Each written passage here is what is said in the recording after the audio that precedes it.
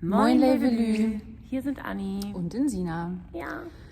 Ja, wir möchten euch etwas sagen, denn wir sind gerade so selbst ganz Indifferent emotional unterwegs. überfordert und irgendwie auch traurig, denn der Dezember ist, wie er ist und die ersten Absagen trudeln ein. Wir sitzen hier gerade und werden proben und bauen auf für die Bethlehem-Weihnachtstour von Annis Album. Aber Also morgen geht's hier los in St. Johannes. Das war eigentlich sogar als Mitsingkonzert gedacht.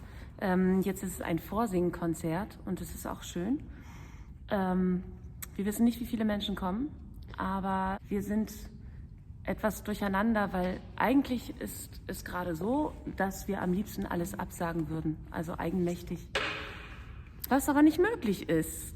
Denn wir brauchen eine klare Ansage von der Politik, die sich jetzt irgendwie dazu verhält, wie wir KünstlerInnen mit dieser Situation umgehen sollen. Denn wir wollen vorsichtig sein und wir sind bereit, alles zu tun, was jetzt nötig ist, damit wir alle gut durch diesen Dezember kommen, damit wir noch Unfälle haben können und behandelt werden in Krankenhäusern und damit wir alles, was in unserer Macht steht, für die Menschen tun, die jetzt da Unmenschliches versuchen möglich zu machen.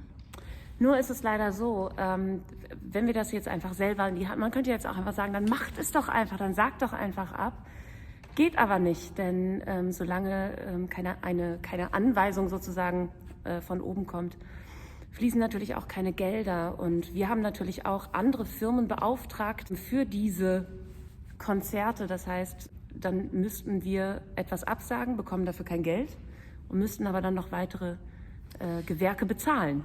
Und ganz abgesehen davon wollen wir natürlich auch gerne singen und euch sehen und uns irgendwie ein weihnachtliches, lichtdurchflutetes Gefühl machen. Ja, und Kraft geben.